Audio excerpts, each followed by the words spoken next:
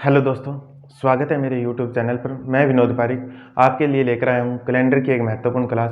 पिछली क्लास में हमने कैलेंडर से संबंधित कुछ क्वेश्चन किए थे और हमने किस प्रकार से क्वेश्चन किए थे। अगर कोई डेट दे दी जाती थी, कोई डेट दे दी जाती थी और उसका वार पूछ लिया जाता था, इस प्रकार के क्वेश्चनों को हमने हल किए थे। और मैंने बताया था कि अगर हमें इस प्रकार से दे दिया जाए कि यदि कोई डेट देकर पूछ लिया जाए कि इसको सोमवार हो, रियल वार सोमवार नहीं है बल्कि हमें इमेजिन करने के लिए कह दिया जाए कि सोमवार हो, तो दूसरी डेट दे दी जाए कि उसको कौन सा वार होगा। इस प्रकार के क्वेश्चन आज हम हल करने वाले हैं। तो मैं आपको एक क्वेश्चन देता हूं, किस प्रकार से हम हल करेंगे ये मैं आपको बताने जा रहा हूं, ध्यान से देना।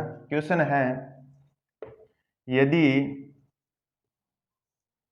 17, कोई भी डेट मान लेते हैं, यदि 17 दिसंबर 1788 को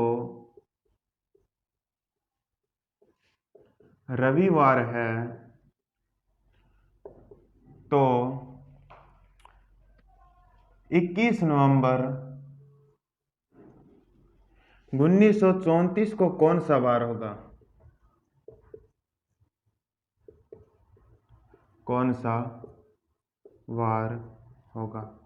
एग्जाम में किस प्रकार से क्वेश्चन आता है कि हमें कोई डेट दे दी जाती है और उसको कोई वार बता दिया जाता है, तो अगली डेट को कौन सा वार होगा, इस प्रकार से एग्जाम में क्वेश्चन पूछे जाते हैं। यहाँ पर हमें दे रखा है 17 दिसंबर 1788 को रविवार है, तो 21 नवंबर 1934 को कौन सा वार होगा। मैंने आपको बता दिया है कि हम अतिरिक्त दिनों से करें। 17 दिसंबर 1788 तक 1 जनवरी 1 ईस्वी को सोमवार था, तो 17 दिसंबर 1788 को कौन सा वार होगा। हम 17 दिसंबर 1788 को रियल वार निकालेंगे। मैंने आपको पिछली क्लास में बताया था कि हम कोई एक डेट दे दी जाती है तो उसका वार किस तरह से निकालते हैं। हमारे पास डेट है 17 दिसंबर 1788, तो हम इस दिनांक का इसका रियल वार निकालेंगे कि 17 दिसंबर 1788 को हकीकत में कौन सा वार था, बल्कि हमें रविवार तो दे रखा है। अब हम 17 दिसंबर 1788 को रियल वार निकालेंगे।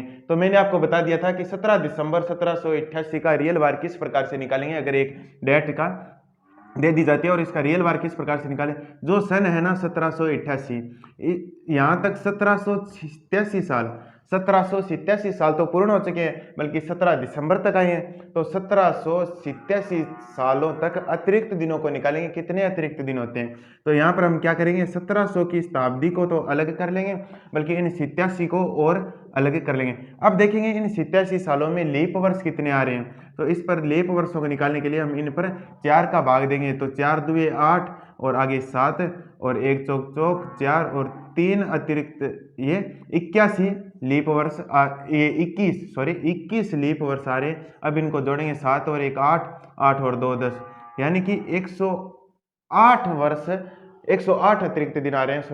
87 और 21 कितने होंगे, 108 वर्ष हो गए। अब 108 पर हम 7 का भाग देंगे, 7 और 3 38, 7 पंजे 35, 3, यानी कि ये 3 हमारे पास अतिरिक्त दिन आ रहे हैं। एक बार और बता दूं, 1787 साल पूरे हो चुके हैं। 1700 की शताब्दी को अलग ले लेते हैं। 87 सालों में 21 लीप वर्ष आ रहे हैं। 87 और 21 सभी हो गए 108 साल। 108 पर 7 का भाग देंगे तो 3 हमारे पास अतिरिक्त दिन आते हैं। पिछले वीडियो में मैंने बताया था कि हम अब 1700 पर 4 का भाग देंगे तो 4 चौके 16, मतलब 100 बच रहे हैं। प्रथम 100 सालों में मैंने आपको बताया था 5 अतिरिक्त दिन होते हैं, तो 1700 पर कितने, 5 ये अतिरिक्त दिन हो गए। 1788 क्या है, लीप वर्ष है ना, तो फरवरी में कितने होंगे, 29 दिन। मैंने आपको बता दिया था कि जनवरी में अतिरिक्त दिन होते हैं 3, फरवरी यहाँ पर 29 दिन की होगी क्योंकि लीप वर्ष है, तो 7 चौके 28, एक अतिरिक्त दिन होगा जनवरी, फरवरी, मार्च, अप्रैल, मई, जून, जुलाई और अगस्त दोनों 31 के होते हैं, तो 3 अतिरिक्त दिन हो गए। अगस्त, सितंबर, अक्टूबर, नवंबर और दिसंबर कितने तक, 17 तक। 17 पर हम 7 का भाग देंगे तो 7 14, यानी कि 3 यहाँ पर आ रहे हैं। किस प्रकार, 17 पर हम 7 का भाग देंगे, 7 दुए 14, 3 अतिरिक्त दिन आ रहे हैं, तो ये हो गया। अब देखते हैं कि अब इनको सभी को जोड़ लो, उस पर 7 का भाग दे लो, हमें तो अतिरिक्त दिन चाहिए, तो क्या 3 3 6 और 1 7, 1 सप्ताह बन गया। 2 और 2 4, 3 7, 1 सप्ताह यहाँ बन गया। और 2 और 2 4 3 7 यहाँ पर कितने आ रहे हैं 9।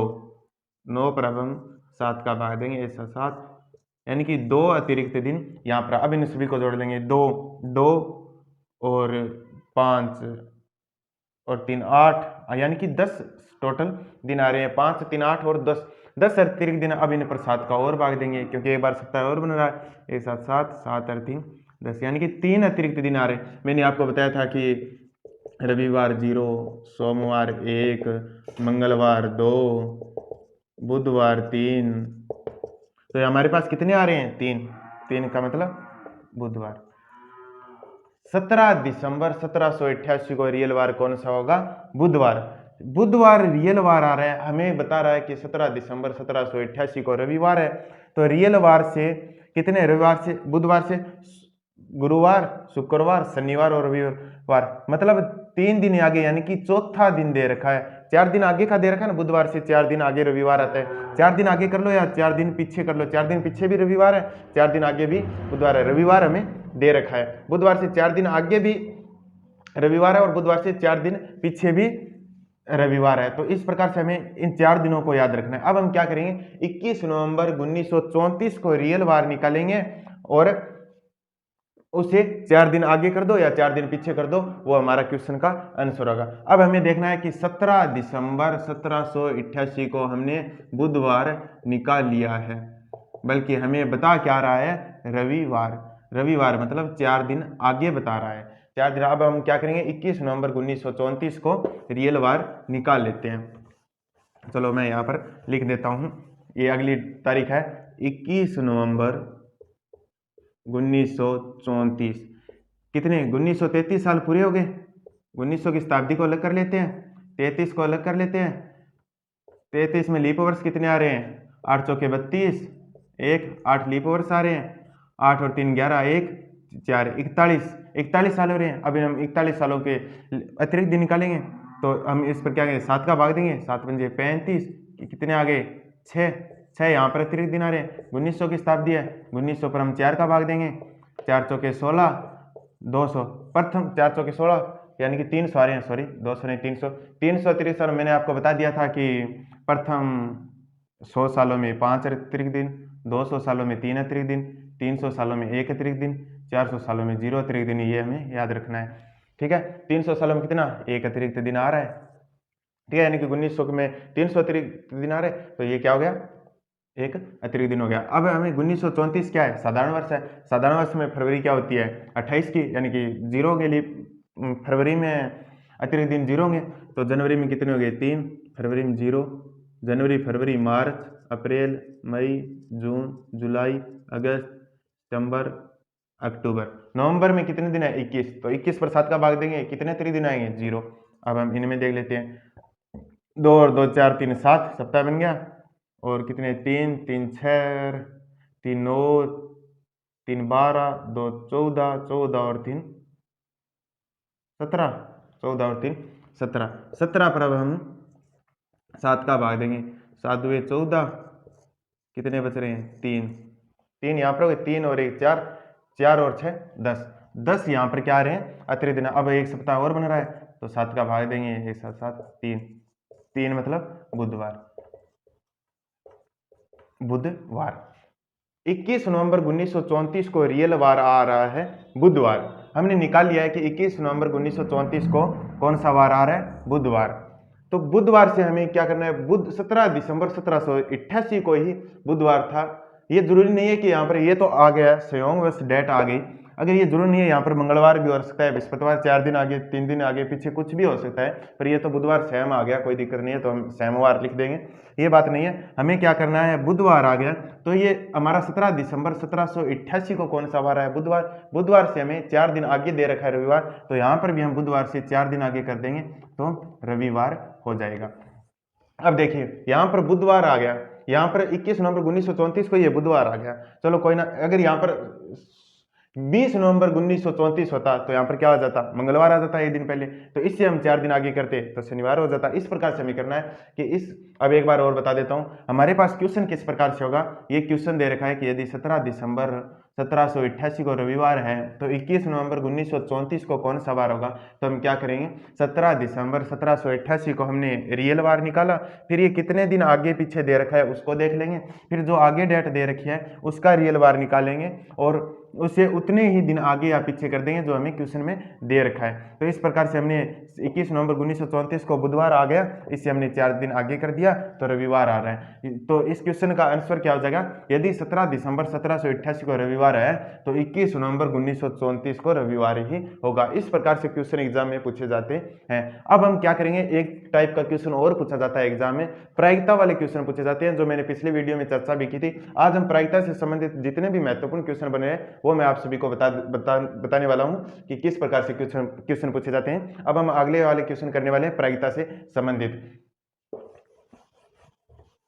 ये मुझे लगता है कि आपको समझ में आ गया। जैसे जैसे प्रैक्टिस करोगे स्पीड बढ़ जाएगी, कोई दिक्कत नहीं है, प्रैक्टिस करते रहिए, ज़्यादा से ज़्यादा प्रैक्टिस सेट कीजिए क्वेश्चनों में। 1-2 सेकंड में इस क्वेश्चन को हल कर देता हूं, आप अगर प्रैक्टिस करोगे तो आपकी स्पीड जरूर बन जाएगी। अब हम करने वाले हैं प्रायिकता से संबंधित, कैलेंडर से संबंधित जितने भी क्वेश्चन है। प्रायिकता क्या होती है? प्रायिकता होती है संभावित परिणाम, संभावित परिणाम बटे कुल परिणाम। मतलब जितने भी परिणाम हैं, जितने भी कुल परिणाम है उनसे संभावना कितने परिणाम आने की है वो क्या होती है? प्रायिकता। अब देखिए किस प्रायिकता से संबंधित किस प्रकार से क्वेश्चन एग्जाम में पूछे जाते हैं। जैसे मैं क्वेश्चन बता देता हूं, एक सप्ताह में शनिवार आने की प्रायिकता क्या है? शनिवार आने की प्रायिकता क्या है? इस प्रकार से क्वेश्चन पूछे जाते हैं। एक सप्ताह में शनिवार आने की प्रायिकता क्या है? प्रायिकता से संबंधित इसी प्रकार से क्वेश्चन पूछे जाते हैं। हम जानते हैं प्रायिकता क्या होती है। प्रायिकता होती है संभावित परिणाम बटे कुल परिणाम। अब संभावित परिणाम, एक सप्ताह है, एक सप्ताह में कितने दिन होते हैं? 7 दिन होते हैं, तो कुल परिणाम कितने होंगे? 7। एक सप्ताह में शनिवार कितने आ सकते हैं? किसी भी वार से शुरू कर लो, अगर हमारा सप्ताह बुधवार से शुरू हो रहा है तो अगले बुधवार तक शनिवार एक बार आएगा। अगर हमारा सप्ताह सोमवार से शुरू हो रहा है तो अगले सोमवार तक शनिवार एक बार आएगा।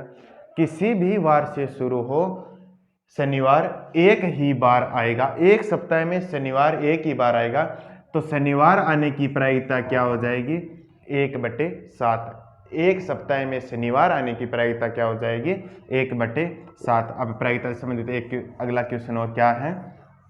अगला क्वेश्चन है कि एक महीने में अधिकतम रविवार आने की, कोई भी वार मान लो, मैं यहाँ पर बता देता हूँ, एक महीने में अधिकतम रविवार आने की प्रायिकता क्या है? एक महीने में अधिकतम रविवार, एक महीने में अधिकतम रविवार आने की प्रायिकता क्या है? तो ज्यादा से ज्यादा 31 दिन का एक महीना हो सकता है। 31 दिन के महीने में रविवार कितने आ सकते हैं? तो हम देते हैं सप्ताह, 31 पर हम 7 का भाग देंगे, 7 चौके 28, 3 अतिरिक्त दिन आ रहे हैं, मतलब 4 सप्ताह बन रहे हैं। 4 सप्ताह में 4 रविवार आ गए, क्योंकि एक सप्ताह में एक दिन एक ही बार आता है, जैसे हमने शनिवार का देखा था। उसी प्रकार 4 तो ये गए, ये 3 है। अगला सप्ताह मान लेते हैं कि शुक्रवार पर समाप्त हुआ है और शनिवार और रविवार आ रहा है, मतलब ये 3 दिनों में रविवार आ जाता है एक बार। तो अधिकतम कितने, एक सप्ताह में अधिकतम कितने आ सकते हैं? अधिकतम रविवार आ सकते हैं 4 और 1, इन 3 दिनों में से भी कोई एक रविवार हो सकता है, तो 4 और 1 5 अधिकतम रविवार आ सकते हैं। और कितने में से? 31 में। 5/31 क्या है? ये प्रायिकता है। एक महीने में अधिकतम रविवार आने की प्रायिकता क्या है? 5/31। अधिकतम तो 5 रविवार आ सकते हैं, न्यूनतम कितने आ सकते हैं? 4 सप्ताह बन रहे हैं, ज्यादा से ज्यादा क्या है गया? 28 दिनों का हो सकता है। फिर भी 28 पर हम 7 का भाग देंगे, 4 सप्ताह तो बन रहे हैं, 4 रविवार तो न्यूनतम आएंगे, अधिकतम तो आएंगे 5 और न्यूनतम आएंगे 4 रविवार तो आएंगे ही आएंगे, चाहे 31 का हो, चाहे 28 का हो, चाहे 30 का हो, चाहे 29 का हो महीना, न्यूनतम 4 रविवार तो आएंगे ही आएंगे, ये तो कंपलसरी है। तो क्या न्यूनतम इसी क्वेश्चन पर मानते हैं किसी एक महीने में तो न्यूनतम कितने आ सकते हैं, 4 रविवार आ सकते हैं और अधिकतम 5 आ सकते हैं। तो एक महीने में अधिकतम रविवार आने की प्रायिकता अधिकतम तो हो सकती है 5/31, न्यूनतम हो सकती है 4/31। अब एक क्वेश्चन और किसी साल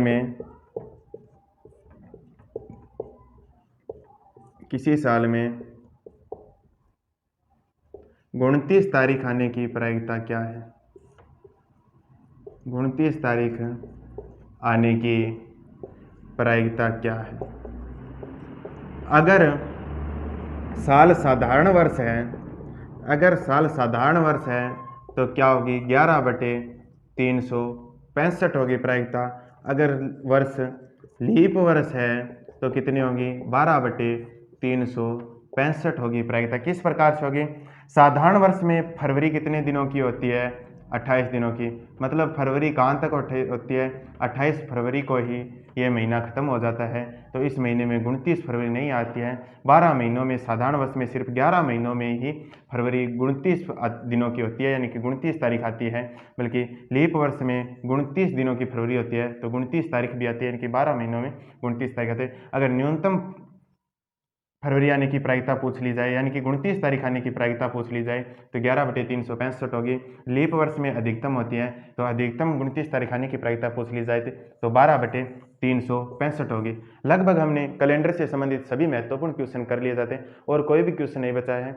अगर आप बार बार इन वीडियो को देखेंगे, प्रैक्टिस करेंगे तो आपकी स्पीड भी बढ़ जाएगी और नॉर्मल तरीके से आप इन क्वेश्चनों को हल कर सकते हैं। कैलेंडर से संबंधित हमारे सभी क्वेश्चन हो चुके हैं और कैलेंडर से संबंधित सभी क्लास हम यहीं पर समाप्त करते हैं। अगला टॉपिक हमारा रहने वाला है कलोक, जो हम अगले वीडियो में कलोक से संबंधित सभी कंसेप्ट क्लियर करेंगे।